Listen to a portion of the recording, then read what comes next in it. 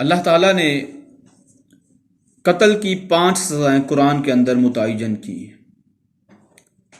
آئیے ان کو سنتے ہیں۔ اللہ تعالیٰ نے قرآن کریم کے اندر ارشاد فرمایا وَمَن يَقْتُلْ مُؤْمِنًا مُتَعَمِّدًا فَجَزَاؤُهُ جَهَنَّمُ خَالِدًا فِيهَا وَغَضِبَ اللَّهُ عَلَيْهِ وَأَلَانَهُ وَأَعَدَّ لَهُ عَذَابًا عَظِيمًا۔ جو شخص کسی دوسرے انسان کو قتل کرتا ہے اس کی پہلی سزا اللہ تعالیٰ نے قرآن کریم کے اندر ارشاد فرمائی کہ اس کا ٹھکانہ جہنم ہے۔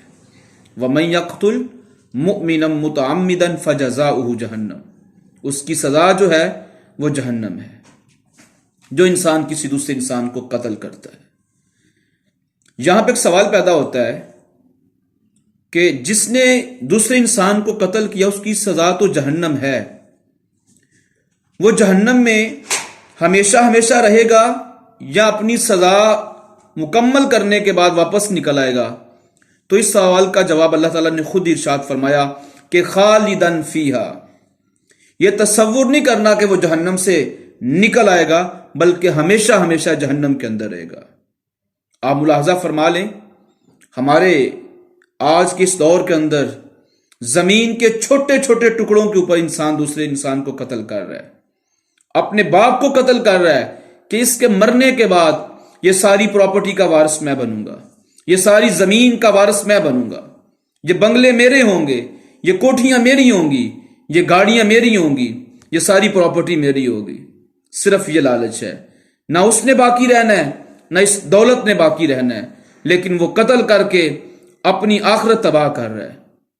اللہ تعالیٰ نے ارشاد فرمایا جو انسان دوسرے انسان کو قتل کرے گا پہلی سزا تو یہ ہے کہ اس کا ٹھکانہ جہنم ہے، اور دوسری سزا یہ ہے کہ خالدن فیہا، وہ اس جہنم میں ہمیشہ ہمیشہ رہے گا۔ تیسری سزا اللہ تعالیٰ نے یہ بیان فرمائی کہ وَغَضِبَ اللَّهُ عَلَيْهِ، اللہ تعالیٰ کا غضب اس پہ نازل ہوگا۔ جب اس کا غضب نازل ہوتا ہے تو انسان کے پلے کچھ نہیں رہتا، وہ ہیرو سے زیرو ہو جاتا ہے۔ اگر اس کے اندر اتنی ہمت اور طاقت ہے وہ اللہ کے غصے کو برداشت کر لے تو پھر کرے قتل۔ اگر انسان کے اندر اتنا حوصلہ، جرت، بہادری نہیں ہے کہ وہ اللہ کے غصے کو وہ لے سکے تو پھر اللہ کے غصے سے بچ کے انسان کو قتل نہیں کرنا چاہیے، اس کے غصے سے بچ جائیں، کیونکہ جب وہ غصہ کرتا ہے تو پھر انسان نیست و نبود ہو جاتا ہے، وہ کچھ بھی نہیں رہتا، اس کا غصہ بڑا سخت ہے۔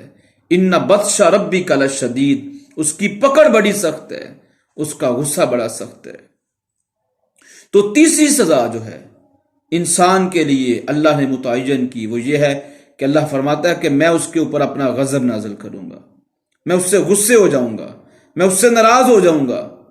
اور چوتھی وَلَعَنَهُ، میں اس کو اپنی لعنتوں کا مستحق قرار دوں گا، اس کے اوپر میری لعنتیں برسیں گی جو انسان کسی دوسرے انسان کا قتل کرتا ہے۔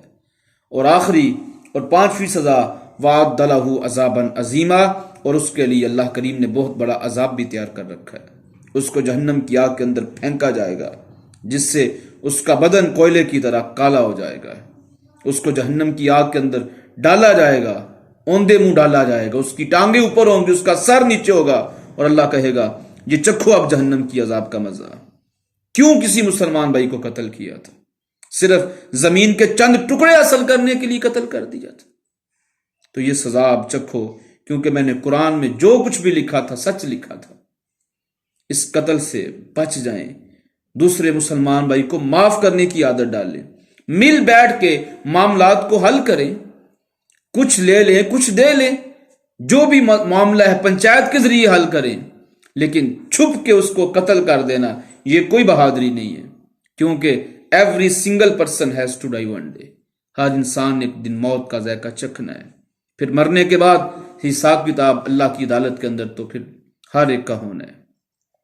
پھر جو انسان کسی دوسرے انسان کو قتل کرتا ہے تو اسلام یہ کہتا ہے کہ اس کا بھی قتل کیا جائے۔